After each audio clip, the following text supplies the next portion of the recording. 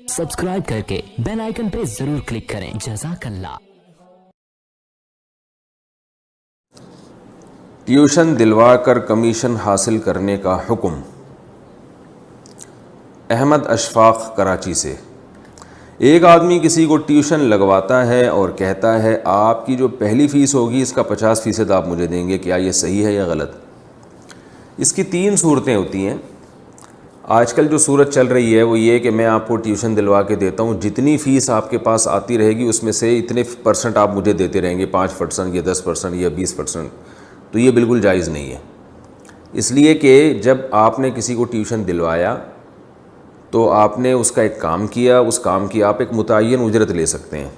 मुतय्यन उजरत कि भाई मैं इतने हज़ार रुपये आपसे लूँगा, तो यानी ये कहना कि हर महीने तनख्वाह से मैं इतने फ़ीसद लूँगा, ये ठीक नहीं है।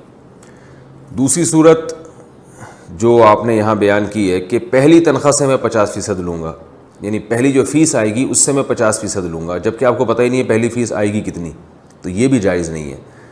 एक सूरत ही बनती है इसकी कि आप जिसको ट्यूशन लगवा के दे रहे हैं आप उससे कहें कि मैं आपसे इस ट्यूशन के इतने पैसे लूँगा, मुतय्यन 50,000, 1 लाख या 20,000 या 10,000 जो भी। हाँ, ये पैसे मुतय्यन करते हुए आप किसी भी चीज़ को मयार बना सकते हैं। मिसाल के तौर पर आप ये सोचें कि जिसको आपने ट्यूशन दिलवाया है ट्यूशन, आप ये उससे अंदाज़ा लगा लें कि इसकी फ़ीस आपको मिलेगी कितनी। अब वो बताता है कि मिसाल के 10,000 रुपये फ़ीस मिलेगी, तो आपने अंदाज़ा लगा लिया कि भाई तुम कम से कम 1 साल तक तो यहाँ पढ़ाओगे, तो 1 साल में ये 1,20,000 रुपये माशाल्लाह तुम कमा लोगे। तो 1,20,000 का बनता है जी 20% या 10%, 12,000 रुपये बनता है।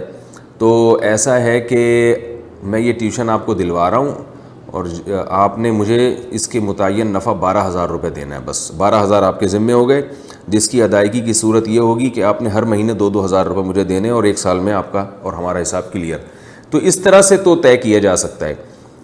फिर वो ट्यूशन पढ़ाता रहे या छोड़ दे, उसको बहरहाल हर महीने 2 हज़ार आपको देने हैं, ये जहन में रखें, उसको फ़ीस वहाँ से मिले या ना मिले। तो ये तरीक़ा तो जायज़ है। इसी तरह ये तरीक़ा भी जायज़ है कि आप उससे कहें कि भाई आपको पहली तनख्वाह का 50% इतना मुझे देना पड़ेगा, और जो पहली तनख्वाह है वो पहले से मुतय्यन हो कि वो है कितनी। मिसाल के तौर पर वो 10,000 रुपये, तो आप कहते हैं भाई यूँ ना कहें कि पहली तनख्वाह का 50%, बल्कि आप यूँ कहें भाई मुझे 5,000 रुपये चाहिए इस कमीशन के। और वो पहली तनख्वाह का मतलब ये कि पहली तनख्वाह सिर्फ सहूलत के लिए कि चूँकि उस वक्त आपके पास पैसे आ जाएंगे लिहाजा दे देना। लेकिन हकीकत ये है कि अगर वो उसको पहली तनख्वाह ना भी मिली तो उसको बहरहाल देने पड़ेंगे आपको, क्योंकि आपका जो अमल था किसी बंदे को ट्यूशन दिलवाना, वो अमल तो आपने कर लिया, आप उजरत के मुस्तहिक हो गए।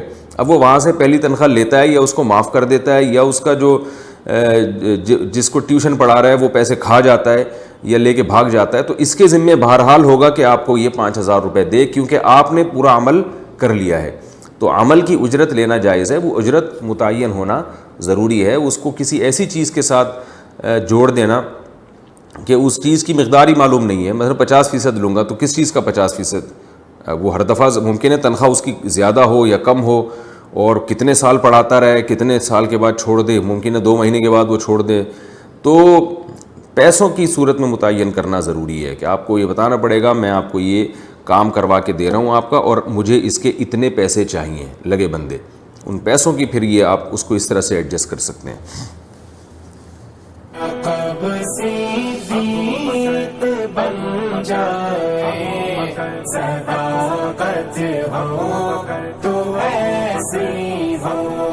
मज़ारों